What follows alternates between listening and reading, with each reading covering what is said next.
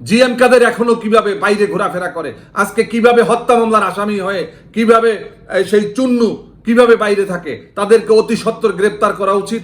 আমরা দেখেছি 22-23 সালে জিএম কাদের গণতন্ত্রের পক্ষে বিভিন্ন ধরনের সুন্দর সুন্দর কথা বলে জনগণের দৃষ্টি আকর্ষণ করতে চেয়েছিল। পরবর্তীকালে দেখেছি 3 দিনের জন্য তিনি ভারতে গিয়েছিলেন। ভারতের প্রভুরা, ভারতের তার দাস এই জিএম কাদেরকে যখন নির্দেশ দিয়েছে যে তোমাকে নির্বাচনে যেতে হবে, তিনি এসে সেই হাসিনার অধীনে নির্বাচনে গিয়েছে। আজকে বলছে ব্ল্যাকমেইল। তোমরা তো মন্ত্রী হয়েছিলা, মন্ত্রিত্ব নিয়েছিলা, আজকে তোমরা কেন ব্ল্যাকমেইল বলছো? সমস্ত সুযোগ সুবিধা 17 বছরে শেখ হাসিনা যেমন নিয়েছে তোমরাও নিয়েছো, যার কারণে তোমরা এর দায় থেকে এড়ানোর কোনো সুযোগ নেই। বাংলাদেশের গণতন্ত্র, ভোটাধিকার, আইনের শাসন এবং গুম খুন অপহরণ, আয়নাঘর এই সৃষ্টির পিছনে আওয়ামী লীগ যতখানি দায়ী, ঠিক তেমনিভাবে জাতীয় পার্টির হোসাইন মোহাম্মদ এরশাদ, রওশন এরশাদ, জিএম কাদের এবং চুন্নুরাজ সমানভাবে দায়ী। শেখ হাসিনা বিরুদ্ধে যেই হত্যা মামলা হয়েছে, সারা বাংলাদেশে যে গণহত্যা চালিয়েছে, মানুষকে ভোটের অধিকার থেকে বঞ্চিত করেছে, এই কাজগুলো করতে পেরেছে একমাত্র তার যারা দোসর তাদের সহযোগিতার কারণে। জাতীয় পার্টি আওয়ামী লীগের সাথে গলা মিলিয়ে তারা 2014 সালে বাংলাদেশের কুত্তা মার্কা নির্বাচনে অংশ নিয়ে বাংলাদেশকে গণতন্ত্র থেকে বিচ্ছিন্ন করেছে। তারা কোনোভাবে শেখ হাসিনার দুঃশাসন, শেখ হাসিনার গণহত্যার দায় থেকে এড়ানোর কোনো সুযোগ নেই। আমরা জানি যে হত্যা যিনি করেন এবং হত্যায় যিনি সহযোগিতা করেন তারা সমান অপরাধী, যার কারণে জিএম কাদেররা যাই বলুক না কেন তারা আজকে ধোয়া তুলসী বাজা সাজার চেষ্টা করছে। কিন্তু জিএম কাদেররা হচ্ছে হাসিনার লেসপেন্সার, শেখ হাসিনার দালাল, শেখ হাসিনার সেই প্রেতাত্মা। আমরা দেখেছি আওয়ামী লীগ 5 তারিখে বাংলাদেশ থেকে পালিয়ে যাওয়ার পরে শেখ হাসিনা বাংলাদেশ থেকে 45 মিনিটে পালিয়ে গিয়ে যেতে বাধ্য হয়েছে, কিন্তু তাদের দোসররা এখনো সব জায়গাতে সক্রিয় রয়েছে।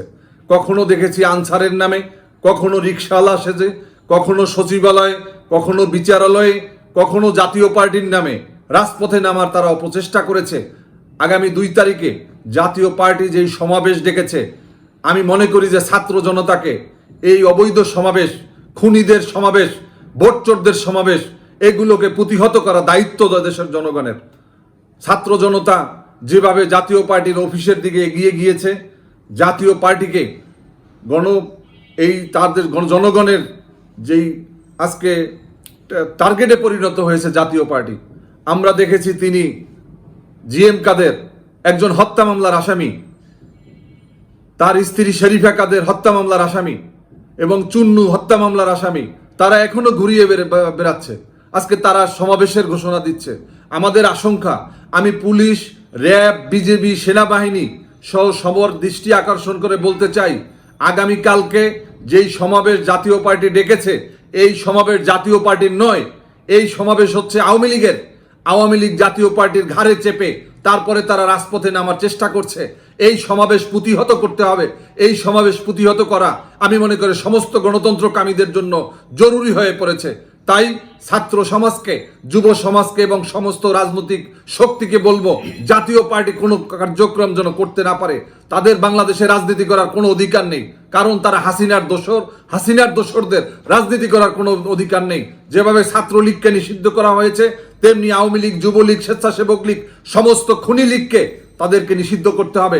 সাথে জাতীয় পার্টি সহ যারা এর সাথে জড়িত তাদেরকে রাজনীতি নিষিদ্ধ, এবং এর সাথে আজকে যারা জড়িত তাদেরকে, আপনাদের মনে আছে আমরা দেখেছিলাম 2014 সালের নির্বাচনের পরে কিভাবে বিরোধী দলেও জাতীয় পার্টি, সরকারি দলেও জাতীয় পার্টি, আজকে তারা মন্ত্রিত্ব নিয়েছিল, আজকে তারা কিছু জানে না, তারা আজকে ধোয়া তুলসী পাতা হয়ে গিয়েছে। এই জিএম কাদের তিনি রাষ্ট্রের সুবিধা নেয়নি, আজকে তিনি বলেছেন যে ব্ল্যাকমেইল করে নির্বাচনে এনেছিল হাসিনা। আজকে হাসিনাকে দোষ দিচ্ছে তারা। এই জাতীয় পার্টি হচ্ছে ভারতের কৃতদাস, ভারতের গোলাম, ভারতের তাবেদার হিসাবে তারা ভূমিকা পালন করেছে। আমরা দেখেছি 14 সালে যখন নির্বাচনের আগে, তখন ভারতের যেই স্বরাষ্ট্র সচিব তিনি এসে এরশাদ সাহেবকে বলেছিল, আপনি যদি নির্বাচনে না যান তাহলে এই বিএনপি জামাত ক্ষমতায় আসবে। সেদিন ভারতের অনুরোধে তিনি কিন্তু নির্বাচনে গিয়েছিল। আমরা দেখেছি 18 সালে একই অবস্থা করেছে তারা, নির্বাচনে যাবে না পরে তারা ঠিকই নির্বাচনে গিয়েছে।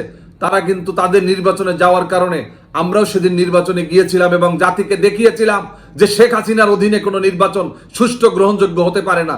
এই বিগত 24 সালের আগে আমরা দেখেছি 22-23 সালে জিএম কাদের গণতন্ত্রের পক্ষে বিভিন্ন ধরনের সুন্দর সুন্দর কথা বলে জনগণের দৃষ্টি আকর্ষণ করতে চেয়েছিল।